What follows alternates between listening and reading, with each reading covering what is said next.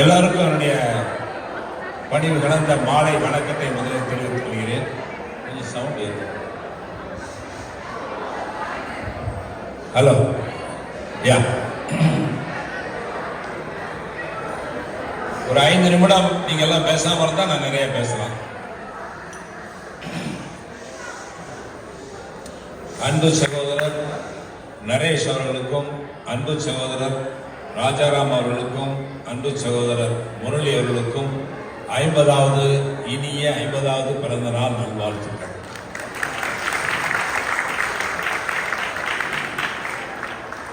என் வாழ்க்கையில இப்படி ஒரு நிகழ்ச்சி நான் பார்த்ததே கிடையாது. எத்தனையோ ஆயிரக்கணக்கான நிகழ்ச்சிக்கு போயிருக்கிறேன். இப்படி ஒரு நிகழ்ச்சி நான் பார்த்ததே கிடையாது. அது 3 பேருக்கும் ஒரே நேரத்தில் ஒரு 50வது பிறந்த நாள் கொண்டாடுறப்ப மிகப்பெரிய விஷயம். அது எப்படி மனம் ஒத்து அவங்க குடும்பம் 3 பேரும் எந்த அளவுக்கு ஒத்துமையா இருந்து ஃப்ரெண்ட்ஷிப்பா இருந்திருக்காங்கிறத ஒரு பெரிய எடுத்துக்காட்டு. இந்த கடைசியா முஸ்தபா சாங்க போட்டு டோன்ட் வரி முஸ்தபா சொல்லி அந்த பாட்டை போட்டதே தெரிஞ்சிருச்சு. அதாவது ஃப்ரெண்ட்ஷிப்புக்கு அவ்வளோ முக்கியத்துவம் கொடுத்து இந்த நிகழ்ச்சியை ரொம்ப அற்புதமாக எடுத்திருக்கிறாங்க. நான் பொதுவாக மேடைகளில் நிறைய விஷயங்கள் பேசணும்னு போவோம். நமக்கு முன்னாடி சில கருத்துக்களை வந்து நம்ம நினைச்சதெல்லாம் சொல்லிடுவாங்க.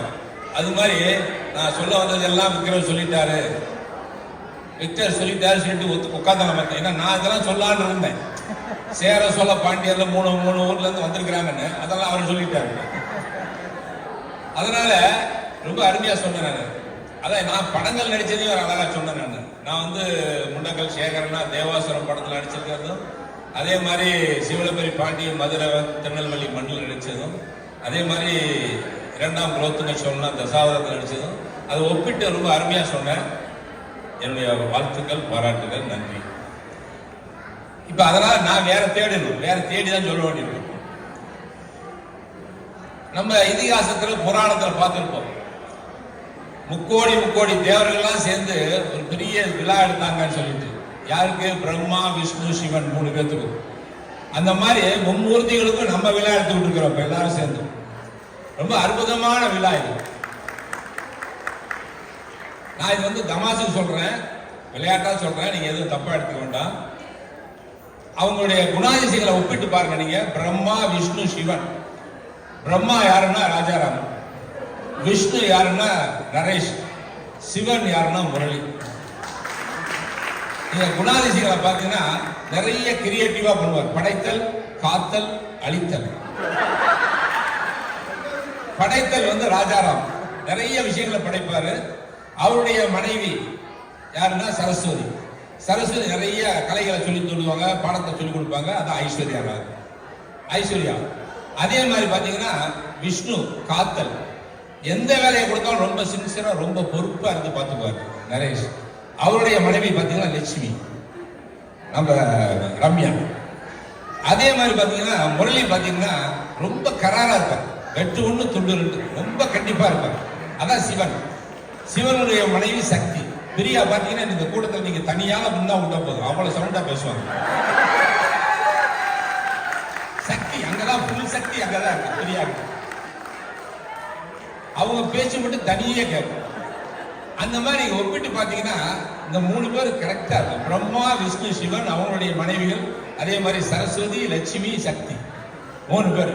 அப்பேற்பட்ட முக்கோடி தேவர்கள்லாம் நம்மளாம் சேர்ந்து இந்த மும்மூர்த்திகளுக்கு நம்ம விழா எடுத்துட்டு இருக்கிறோம் இந்த பூலோகத்துல. இப்படிதான் ஒரு இமேஜினேஷன் பண்ணி பார்த்தேன். ரொம்ப அற்புதமா இருந்தது. அதாவது ஐஸ்வர்யா வந்து நேஷனல் கலா மாஸ்டர். நாங்க திரைப்படத்துறையில யாரையாண்டாலும் ஆட்சி படிக்கிறது அந்த கலா மாஸ்டர். இங்க நம்ம நேஷனல் கலா மாஸ்டர். எல்லாரும் எப்படி பம்பரமா சுத்தி ஆட வச்சு பண்ணி பார்த்தாங்க பாத்தீங்களா? ரொம்ப அற்புதமா இருந்தது. யாருமே குறை சொல்ல முடியாது. சின்ன குழந்தைகள் இருந்து பெரியவங்க வரைக்கும் ரொம்ப அற்புதமா டான்ஸ் ஆடி இப்படி ஒரு பெரிய கலை நிகழ்ச்சி, ஒரு ஸ்டார் நைட்டே இங்க நடத்திட்டாங்க. ஸோ அந்த 3 பேரும் உங்க 3 பேர்த்துக்கும் விழா எடுக்கிறதுக்கு எவ்வளவு கஷ்டப்பட்டாங்கன்னு எனக்கு தான் தெரியும். அதாவது அந்த சர்ப்ரைஸ் இருக்குது, அதை கடைபிடிக்கிறதுக்கு இப்ப வந்து 3 பேருக்குமே வந்து PhD டாக்டரேட் பட்டம் கொடுக்கலாம். பொய் சொல்றதுல நம்பர் 1. கொஞ்சம் நெஞ்சம் பொய்யா சொல்லியிருக்காங்க இந்த 3 பேரும். அவ்வளவு பொய் சொல்லி உங்களை காப்பாற்றி எப்படியா கொண்டாந்து சேர்க்கணும்னு. அதுலயுமே வந்து இவர் நேற்று வந்து முரளி பார்க்க வந்தார்.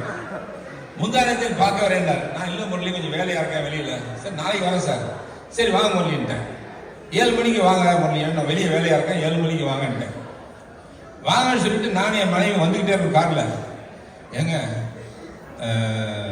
முரளி வர சொல்லிட்டீங்களே நீங்க? ஆமாம்மா, நேரத்தே கேட்டாருமா, நான் அதில் எனக்கு டைம் இல்லை, இன்னைக்கு வர சொல்லிக்கிறேன். ஐயோ, அவங்க 3 பேர் வராங்க. யாருமா? ஐஸ்வர்யா, பிரியா, ரம்யா 3 பேர் வர்றாங்க. நாளைக்கு இன்விடேஷன் கூப்பிடுறதுக்கு தான் அவங்களை கூப்பிடுறது, ஊருக்கு போயிட்டீங்க, அதனால அவங்களை கூப்பிடுறதுக்காக வர்றாங்க. ஐயோ, இவரை வர சொல்லிட்டேனம்மா அப்படின்னா. இவர் எப்படியா சீக்கிரம் பேக் பண்ணி அனுப்புங்க அப்படின்னு. இவர் முரளியை வந்துட்டு வாங்க முரளி, எனக்கு முன்னாடியே வந்துட்டாரு, வந்து உட்கார்ந்தாரு. வா முரளி, என்ன விஷயம் முரளி? என்ன எடுத்தாலும் சீக்கிரம் பேசி அனுப்பணுமே. வா முரளி, என்ன விஷயம்? ஏதாவது ஒன்றும் சார், சும்மா தான் சார் வந்தேன் அப்படின்னு. சும்மா தான் வந்தேன்னு சொல்லி 3/4 மணி நேரம் பேசிக்கிட்டே இருக்காரு. பைரன் அந்த மேல பண்ணாரு, ட்ரம்ப் இந்த மாதிரி பண்ணாரு, நோட் அடிச்சதுல இருந்து நம்மளுக்கு எல்லாத்துக்கும் இது கொடுத்தது, அந்த கொடுத்தது, பாலிடிக்ஸ் இப்படி.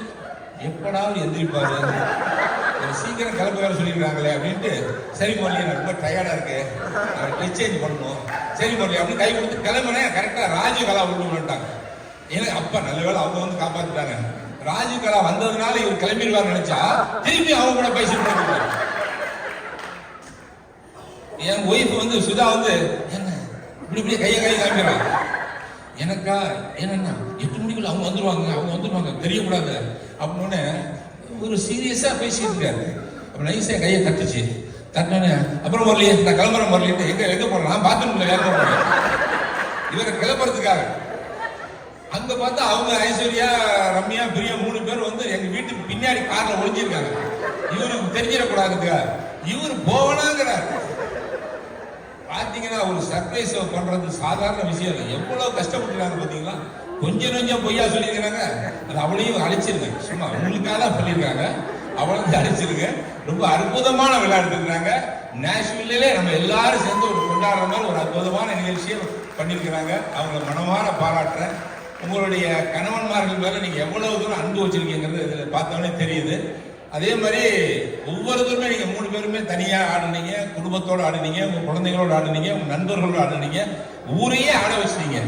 இது மாதிரி ஒரு நிகழ்ச்சி நம்ம ஊர்ல இது வரைக்கும் நடந்ததே இல்லை. ஒரு அற்புதமான நிகழ்ச்சி. எல்லாருக்கும் மனமாற பாராட்டுறேன். வாழ்த்துக்கள். நன்றி.